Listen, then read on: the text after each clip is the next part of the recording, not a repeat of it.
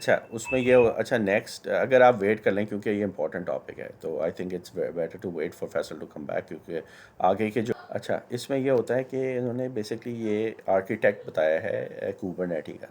कुबरनेटी में उसने इस पिक्चर में उसने बताया है कि एक डेवलपर है, यूज़र्स हैं, तीन नोड्स हैं, तीन लाइक मशीन्स हैं।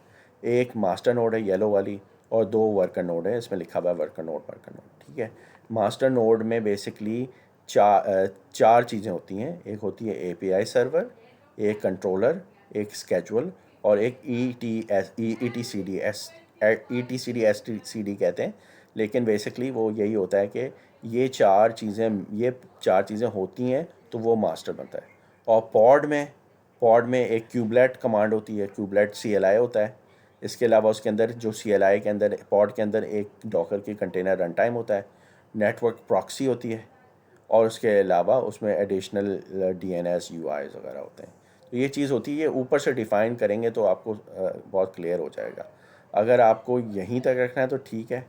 ये जबरदस्त है यार, ये शेयर जरूर करें बाद में ना। ये जो आपने अभी बनाया ना, ये स्ट्रक्चर है, ये वेरी गुड।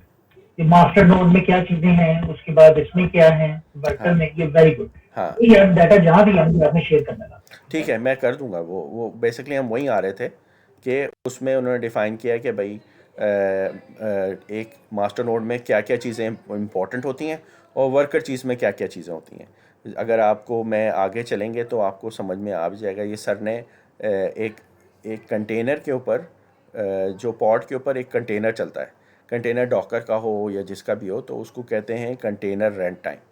उस कंटेनर रन टाइम की डेफिनेशन अगर देखें, उसमें लिखा हुआ है container run time is software that execute container and manage container image on a node. Today, the most widely container runtime is Docker, but there are the other container runtime in ecosystems such as RKT, Containerhead and LXD. तो मतलब कि वो कह रहा है कि हर Docker container जो run कर रहा है पॉड के ऊपर, वो बेसिकली उसकी समझ जाएं कि एक कंटेनर रन टाइम एप्लीकेशन उसके ऊपर चल रही होती है। It's just like hypervisor type का कॉन्सेप्ट है। ठीक है, अब उसमें उसने आगे डिफ़ाइन किया है कि होता क्या है। उसमें उसने बताया कि भाई नोड प्रोसेस एक चीज़ कहलाती है, नोड प्रोसेस। वो क्या होती है? Each node has multiple pods in it, three processes must be installed on every node and worker nodes do the actual work, that's why they are called worker node. अब अगर वो ये कह रहे हैं कि three process must be installed on every node, तो उसके अंदर उसने डिफ़ाइन, अगर आप ये आर्किटेक्ट में आएँ तो आपको नज़र आएगा कि एक, दो, तीन, यानी क्यूबलेट, कंटेनर टाइम और क्यूब प्रॉक्सी। ठीक है, तो वो यहाँ पर अगर आप आएँ तो अब उसकी वो इसकी बात कर रहा है कि भाई अगर पहला ले लें kubelet, kubelet interacts with both container end nodes. Kubelet starts the pot with container inside. यानी कि बेसिकली अगर आप देखें तो क्यूबलेट का काम बेसिकली क्या है? क्यूबलेट का काम है बेसिकली वो इंटरेक्ट करता है बोथ कंटेनर से और पॉट से, नोड से। और उसका जो the pot with container inside, उसने इसने डिफ़ाइन किया कि हर नोड के अंदर एक क्यूबलेट होता है, जो कि उसने डिफ़ाइन आपको यहाँ पर कर दिया है कि भाई क्यूबलेट जो होता है वो कंटेनर और नोड के साथ इंटरेक्ट करता है। ठीक है, अब जब भी आप एक नोड स्टार्ट करते हैं तो क्यूबलेट स्टार्ट होता है विथ कंटेनर इनसाइड। ठीक है, ये उसने बात एक ही की है, थोड़ा सा डिफरेंट तरीके से एक्सप्लेन किया है।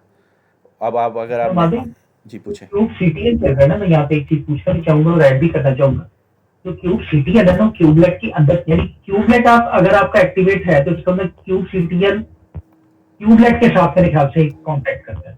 यानी क्यूब सीटीएल ये चीज है, यानी कि मैं अगर इसको बता सकूं, क्यूब सीटीएल ये है जो हम कमांड बहुत जगह रन भी करते हैं। को क्यूब कंट्रोलर। क्यूब सीटीएल तो बेसिकली मीडिएटर है between your ports and your master node. मैं वेरी ये समझा उसको, क्या ये बात ठीक?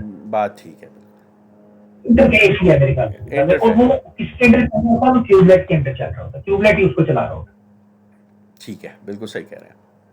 ठीक है, है। क्या ख्याल है? बिल्कुल सही कह रहे हैं। अच्छा, अब ओके। यहाँ अगर यहाँ पर आप देखें तो यहाँ पर लिखा हुआ है कि कम्युनिकेशन विया सर्विस। ये पॉड आपस में कनेक्ट कर रहे हैं ना, तो वो बेसिकली सर्विस के थ्रू एक जनरली उन्होंने बताया कि भाई एक सर्विस होती है जिसके थ्रू आप डीबी सर्विस है, जिसके थ्रू आप एक दूसरे को कनेक्ट कर रहे हैं, जो कि पार्ट ऑफ एक डिप्लॉयमेंट है। और अगर आप देखें यहाँ पर लिखा हुआ है डेटाबेस के यहाँ पर कंटेनर बनाए हुए हैं, तो वो कंटेनर रन टाइम जो होता है बेसिकली वही होता है जो कि हमने आपको अभी पीछे डिफ़ाइन किया था कि भाई कंटेनर रन टाइम क्या होता है। एक तरह से यहाँ पर अगर आप देखें तो यहाँ पर मैंने इसको डिफ़ाइन किया हुआ है, container run time is a software that execute container and manage container images end nodes on a node. Excuse me. अब यहाँ पर उन्होंने डिफ़ाइन किया कि भाई एक डीबीसी एक चीज़ और होती है, उसको कहते हैं cube proxy. Cube proxy basically वो सीधा सीधा काम ये करती है कि जब जब डेटाबेस आपका लाइक एक दूसरे से बात कर रहा होता है तो उसको कनेक्ट करने के लिए एक तो हम कहते हैं आईपी एड्रेस होता है, लेकिन क्यूब प्रॉक्सी बेसिकली उसी को यूज़ करते हैं जिसे वो एक बैक एंड में प्रॉक्सी को डिफ़ाइन करता है। आपको प्रॉक्सी का कॉन्सेप्ट है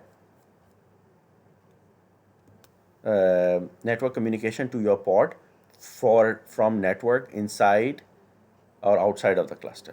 ठीक है, तो क्यूब प्रॉक्सी का मतलब यही हो गया कि वो बेसिकली जैसे नेटवर्क रूल्स एंड नोड को मैनेज करता है, हाँ अलाउ बिल्कुल करता सही। है, डिनाई करता है, वॉट एवर इट इज़। ठीक है, तो ये बात बहुत क्लियर हो गई कि क्यूब प्रॉक्सी क्या करता है। ठीक है, तो और उसके बाद उसने यहाँ पर बता दिया कि भाई तीन नोड प्रोसेसेस हैं, kubelet, cube proxy, cube container time. अब क्यूबलेट में बेसिकली कमांड कंट्रोल होती है, यानी कि क्यूबलेट की जो होती है यहाँ पर लिखा हुआ है कि हम क्यूब CTL करते हैं, सारा कुछ यहाँ होता है। क्यूब प्रॉक्सी जो होता है वो नेटवर्क डिफ़ाइन करता है पॉड के अंदर, नोड्स के अंदर।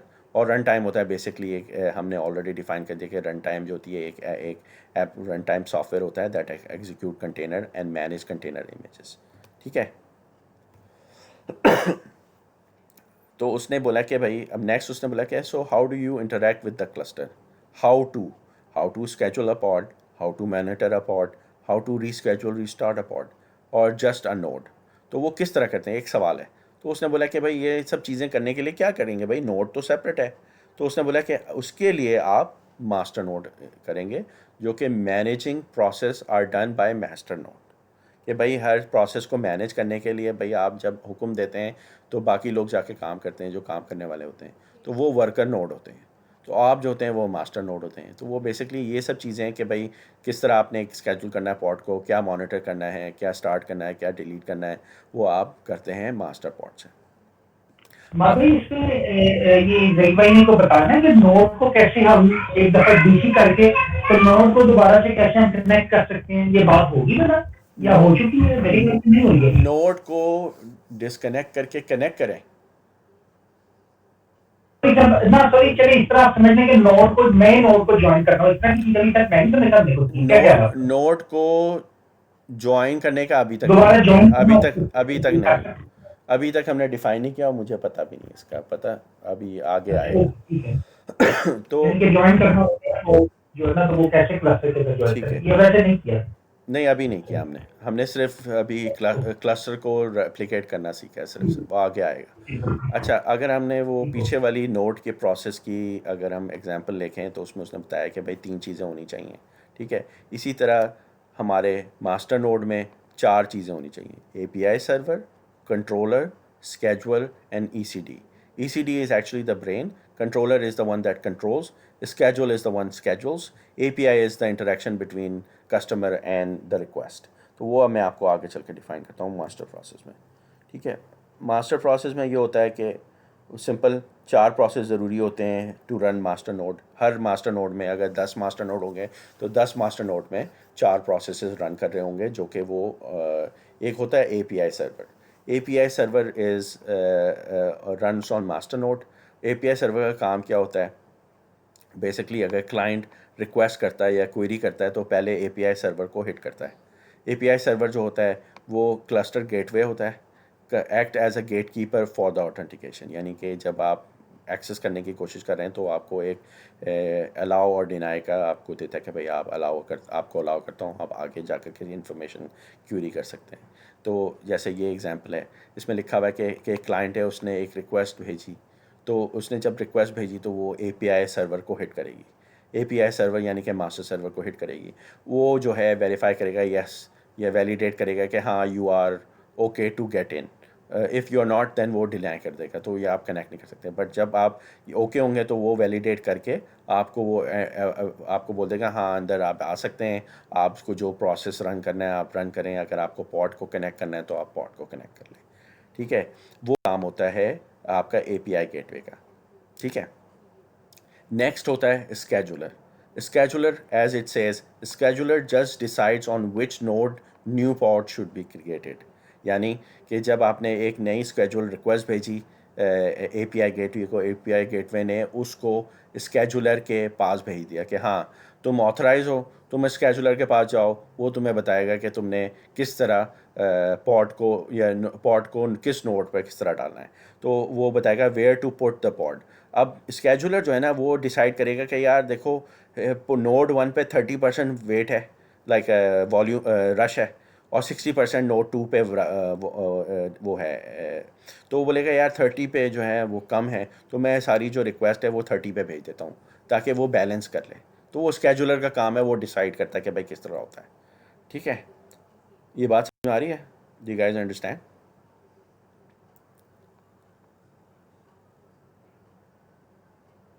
Okay, I am sure you guys are listening.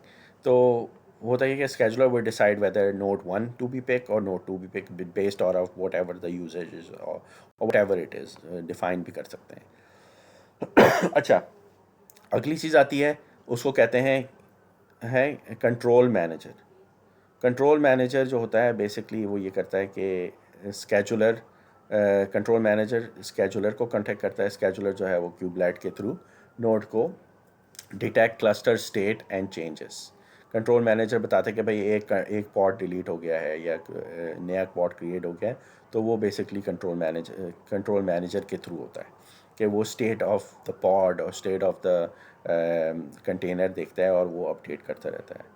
और एक चीज़ कहलाती है जो कि कहलाती है ETCD। वो बेसिकली एक तरह से ब्रेन ऑफ द, कहते हैं कि उसके अंदर डेटा होता है। ठीक है, इन द क्लस्टर वो चेक करता है कि भाई क्लस्टर हेल्दी है, what resource are available, did the cluster state any changed.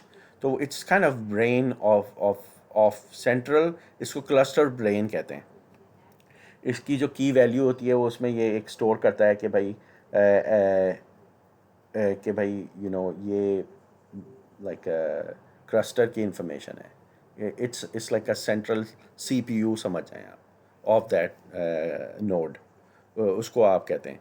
अच्छा, ये जो होता है ना इसके अंदर आप एप्लीकेशन नहीं सेव कर सकते, इसमें सिर्फ समझ जाएं कि नोड की इंफॉर्मेशन सेव कर सकते हैं, ताकि वो अगर नोड बंद हो तो वो बेसिकली डेटा जो है वो लूज़ ना हो उसमें। और फिर उसके बाद सिंपल उसने बता दिया कि भाई लोड बैलेंस किस तरह होता है मास्टर प्रोसेस में।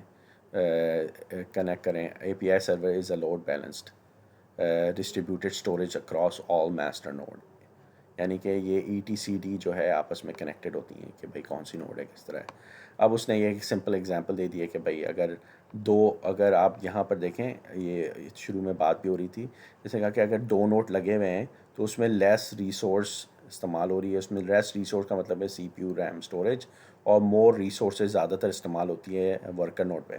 तो कहा यह जाता है कि जो मास्टर नोड होता है उसको लेस रिसोर्स दी जाए और वर्कर नोड पे ज़्यादा रिसोर्सेज दिए जाएँ, ताकि आप जब उसको स्केल करें तो वो basically get new bare server, आपको स्केल करना हो तो आप एक और नोड बेयर सर्वर बनाएं, उसमें मास्टर नोड बना दें तो उसको वो कर लें। एनीवेज, और फिर उसका मिनी क्यूब हो गया, उसमें ये बेसिकली डिफ़ाइन करते हैं कि मिनी क्यूब में एक ही में ही आप सब इंस्टॉल कर दें, वर्कर नोड और मास्टर नोड, और वो उसको एक टेस्ट बॉक्स बना सकते हैं। अगर आप उसको गौर से यहाँ पर देखें तो उसमें उसने लिखा हुआ है कि भाई API के अंदर आप किसी तरह की भी API कर सकते हैं, दैट इज़ UI बेस्ड हो सकती है, API बेस्ड हो सकती है और CLI बेस्ड हो सकती है। This is mini cube concept ये हम आगे शायद पढ़ें, इसको आपको सवाल हो तो पूछ लिएगा। अच्छा, अब अगर सब इंटरेस्टेड हैं तो हम कमांड वगैरह चेक कर लें, वरना फिर हम आज यहाँ तक रखें क्योंकि कमांड की हमने प्रैक्टिस तो की नहीं है। आवाज़ नहीं आ रही मुझे। मेरा ख्याल है कमांड की जो है वो नेक्स्ट क्लास में कर लेते हैं प्रैक्टिस इंशाल्लाह। हाँ, वो अगर आपने जो भी आप लोग को बेहतर समझे।